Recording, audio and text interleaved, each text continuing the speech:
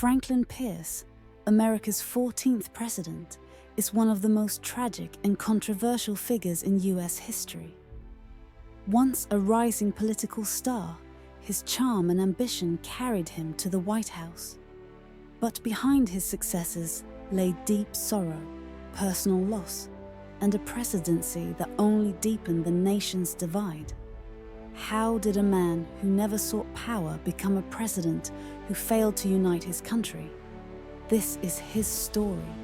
Born in the rugged hills of New Hampshire in 1804, Franklin Pierce was the son of Benjamin Pierce, a Revolutionary War hero who later became governor of the state.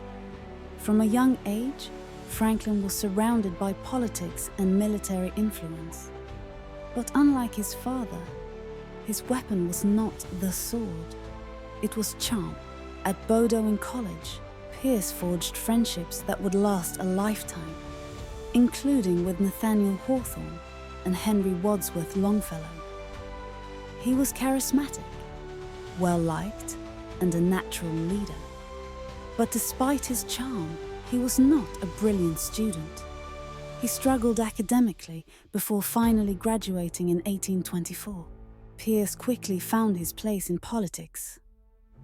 By 24, he was serving in the New Hampshire legislature.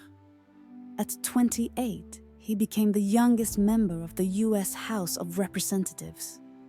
His ability to connect with people and his loyalties to the Democratic Party made him a rising star.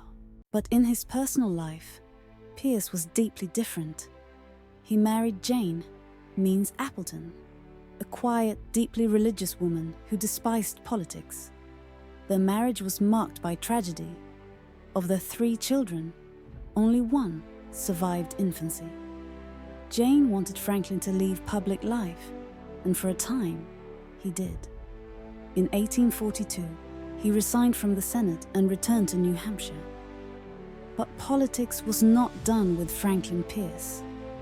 When the Mexican-American War broke out, he saw an opportunity to serve.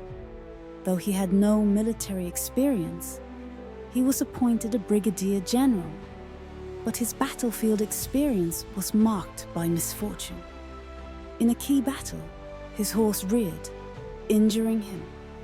Despite his injury, he pressed on, earning a reputation for bravery. Though his military career was short, it elevated his national profile.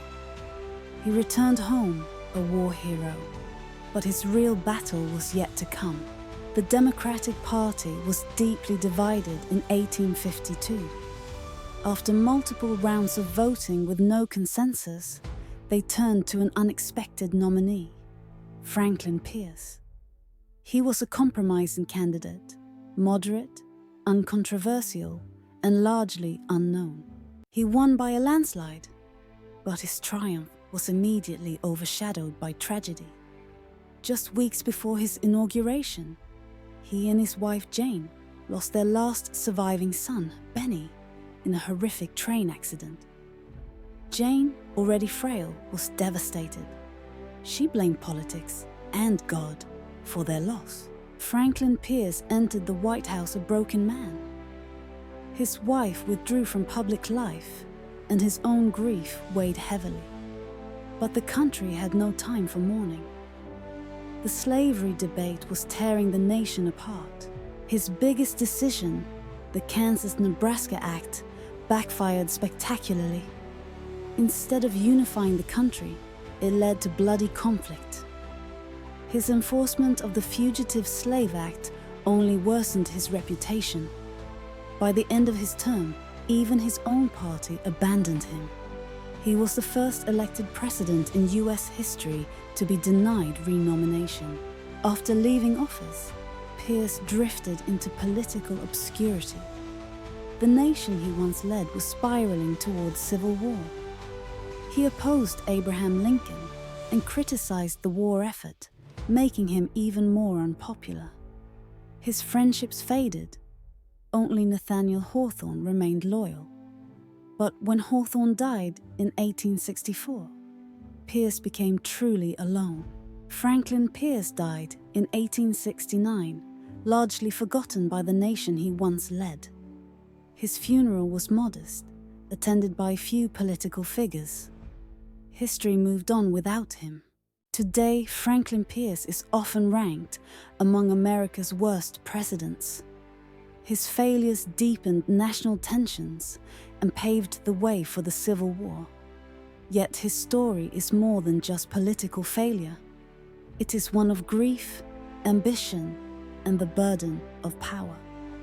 A man who never sought greatness, but was thrust into it nonetheless.